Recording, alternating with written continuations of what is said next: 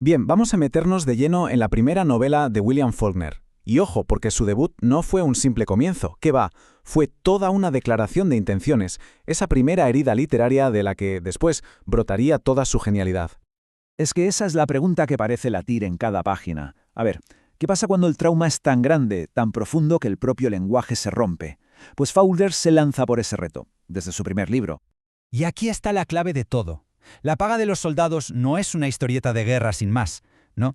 Es un viaje a los límites de lo que se puede contar. Es una obra que, desde el minuto uno, se atreve a ser difícil, a ser, eso, inquietante.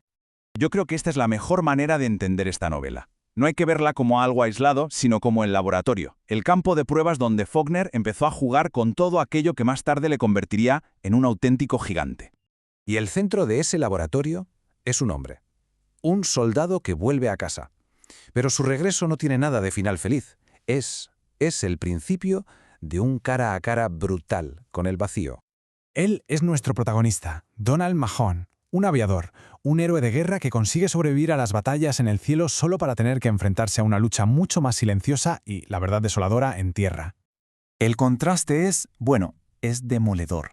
Lo dice absolutamente todo. La guerra se lo ha quitado todo. No solo la cara, no. Le ha quitado la mente, la capacidad de conectar con los demás. El hombre que se fue ya no existe. Lo que queda es un eco, un silencio que lo llena todo. O sea que el conflicto de verdad no es contra un enemigo de fuera. Es contra el fantasma de sí mismo, de su propio pasado. La gran tragedia es que todos a su alrededor siguen esperando a ese hombre que se fue, pero ese hombre, no va a volver nunca. Y claro, el drama de Mahon no ocurre en una burbuja. Se multiplica, se amplifica, porque ocurre delante de una sociedad que sencillamente no tiene ni la más remota idea de cómo reaccionar. Es que las reacciones son un lío tremendo, súper contradictorias.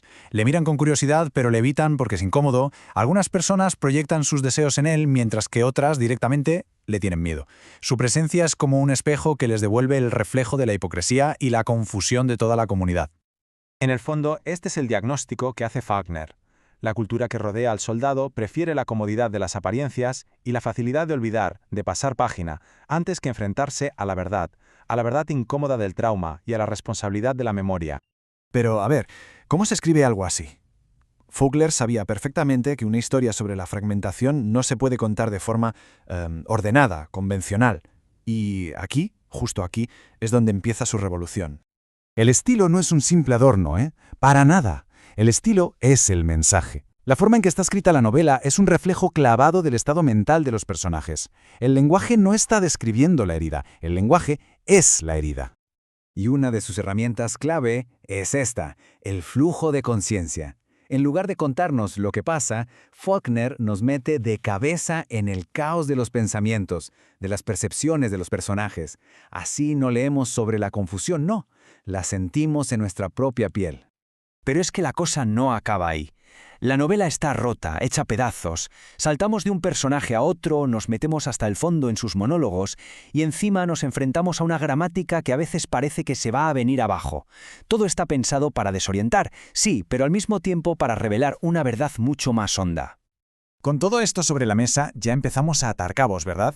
Empezamos a ver por qué esta primera novela es tan importante en la carrera de Faulkner. A ver, es verdad. No tiene el pulido de sus novelas posteriores, pero eso no le quita ni un ápice de valor. Al contrario, nos deja ver los andamios, el proceso, es la cimentación sobre la que luego se construirían catedrales como El ruido y la furia. Y aquí las conexiones son clarísimas, vamos, saltan a la vista.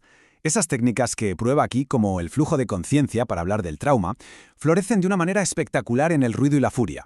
Y la experimentación con muchas voces y con un tiempo que se estira y se encoge, bueno, eso llega a su cima en Mientras agonizo. Todo empezó aquí. Por tanto, si nos tenemos que quedar con una idea, que sea esta. La paga de los soldados es mucho más que una novela. Es el boceto de un genio. Es ese primer intento, valiente y radical, de dar forma a las obsesiones que Faulkner iba a explorar durante toda su vida. Y todo esto nos deja con una pregunta flotando en el aire, una que va mucho más allá del libro. Faulkner no da respuestas fáciles sobre el trauma, para nada. Lo que hace es usar el arte para mirar la herida de frente, sin adornos. Y quizá, solo quizá, en ese acto de mirar sin apartar la vista, resida una forma de curación, o como mínimo, de memoria.